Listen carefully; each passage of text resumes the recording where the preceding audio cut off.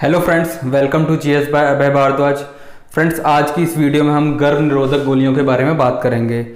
Group D के exam में किसी न किसी शिफ्ट में, आज की शिफ्ट में मान लो तो एक शिफ्ट छोड़ के दूसरी शिफ्ट में या अगले दिन पूछ लिया जा रहा है, तो एक प्रश्न गर्भ निरोधक गोलियों से देखने को मिल रहा है। तो आज की वीडियो में हम गर्भ निरोधक गोलियां किस तरीके से काम करती हैं और इनमें कौन कौन से हॉर्मोन्स होते हैं उस पर हम बात करेंगे। तो चलिए स्टार्ट करते हैं। देखिए, गर्भ निरोधक गोलियां जो गर्भ को निरोध करती हैं, गर्भ को रोकती हैं, ये टेम्परेरी होती हैं। जब तक आप इनको खाते रहोगे गर्भ धारण नहीं होगा, और इनको खाना छोड़ दोगे गर्भ धारण हो जाएगा। तो ये जो है ये टेम्परेरी इलाज है। परमानेंट इलाज क्या है? ट्यूबेक्टोमी या वेस्क्टोमी करना, पुरुष नसबंदी या महिला नसबंदी करना। तो जो एग्जाम में क्वेश्चन आ रहे हैं वो गर्भ निरोधक गोलियों से आ रहे हैं, तो पहले हम इनकी बात करेंगे। देखिए, गर्भ निरोधक गोलियां 3 तरीके की होती हैं।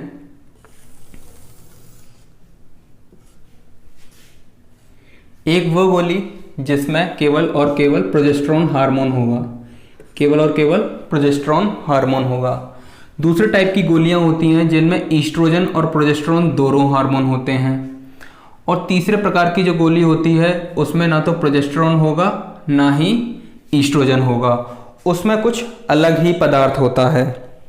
तो ऐसी गोलियां जिनमें प्रोजेस्टेरोन होगा, केवल प्रोजेस्टेरोन होगा, वो प्रोजेस्टेरोन वाली गोली होगी।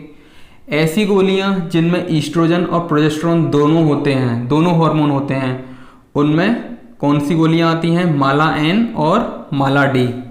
माला एन और माला डी जो गोलियां हैं उनमें दोनों तरीके के हार्मोन होते हैं, ईस्ट्रोजन और प्रोजेस्टेरोन। नॉन स्टेरॉयडल हार्मोन, देखिए जो ईस्ट्रोजन और प्रोजेस्टेरोन है ये दोनों ही क्या हैं? स्टेरॉयड हार्मोन हैं।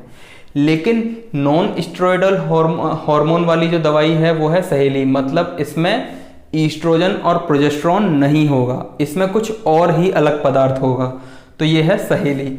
अब ये मतलब ऐसी गोलियां जिनमें ईस्ट्रोजन प्रोजेस्टेरोन होता है या फिर केवल प्रोजेस्टेरोन होता है वो डेली खानी पड़ती है।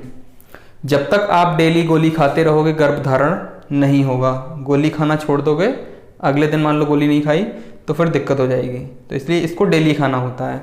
लेकिन नॉन स्टेरॉयडल जैसे कि सहेली गोली है, इसको आपको साप्ताहिक खाना होगा, मतलब हफ्ते में एक बार खा लीजिए, काम खत्म, फिर अगला हफ्ता स्टार्ट होगा फिर आप खा सकते हैं।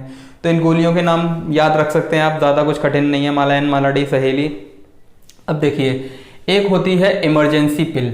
इमरजेंसी पिल जैसे कि एग्जाम्पल में अगर हम लिखें तो आपने नाम सुना होगा अनवांटेड 72, अनवांटेड 72, ये इमरजेंसी पिल है। जैसे मान लीजिए कि किसी का गर्भ धारण हो गया, या मान लीजिए उसको पता चल गया कि मैं प्रेग्नेंट हूँ, तो 72 घंटे के अंदर इस गोली को खा सकते हैं, और वो जो गर्भ उन्होंने धारण किया है या जो भी है वो उससे निजात पा सकते हैं। तो ये इमरजेंसी पिल है, अनवांटेड 72 के नाम से आती है। लेकिन इसका बार बार प्रयोग महिला के लिए दिक्कत कर सकती है, मतलब ये हार्मफुल होती है ज़्यादा, तो इसका बार बार प्रयोग नहीं करना चाहिए।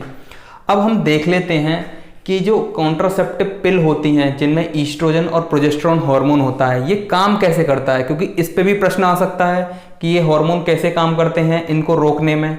तो देखिए, ये जो हार्मोन है ये किस तरीके से रोकते हैं गर्भ धारण को। तो ओवरी होती है, ओवरी क्या करती है? 28 दिन में एक बार एग को रिलीज करती है, किसमें? फैलोपियन ट्यूब में।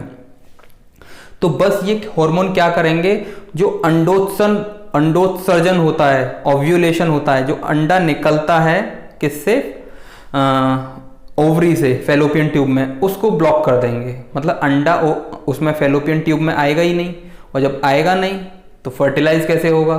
तो ये अंडोत्सर्जन को रोक कर करते हैं। अब हम देख लेते हैं। आपको पता है जो मेंस्ट्रुअल साइकिल होती है वो 28 दिन की होती है, 1 से लेकर 28 दिन तक। तो देखिए, पहले दिन से लेके 14वें दिन तक क्या होता है? ईस्ट्रोजन का लेवल हाई होता है। ईस्ट्रोजन क्या करवाता है? ईस्ट्रोजन का काम होता है अंडा, मतलब एग को प्रिपेयर करना, एग को नरिशमेंट करना, एग को प्रिपेयर करना कि वो फर्टिलाइज हो सके। इस तरीके से प्रिपेयर करना। लेकिन 1 से 14वें दिन तक जो प्रोजेस्टेरॉन हार्मोन होता है उसका लेवल होता है डाउन, उसका लेवल डाउन होता है।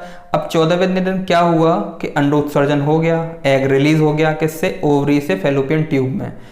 अब 14वें दिन के बाद ईस्ट्रोजन का काम खत्म, क्योंकि ईस्ट्रोजन का काम था एग को प्रिपेयर करना। ईस्ट्रोजन का लेवल हो जाएगा डाउन और प्रोजेस्टेरॉन का लेवल हो जाएगा हाई। तो इस दौरान क्या होगा, प्रोजेस्टेरॉन का अब दूसरा एग रिलीज नहीं हो सकता।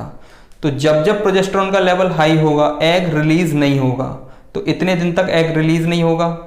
ठीक है, तो अगर हमें ऑप्शन में आ जाए, एक ऑप्शन आए, या तो प्रोजेस्टेरॉन को टिक करना है या ईस्ट्रोजन को टिक करना है, तो हम किसको टिक करेंगे, प्रायोरिटी देंगे प्रोजेस्टेरॉन को। लेकिन ऑप्शन में अगर हमें दिखे ईस्ट्रोजन और प्रोजेस्टेरॉन दोनों हार्मोन्स दिखें, इसका मतलब हम इसी को टिक करेंगे।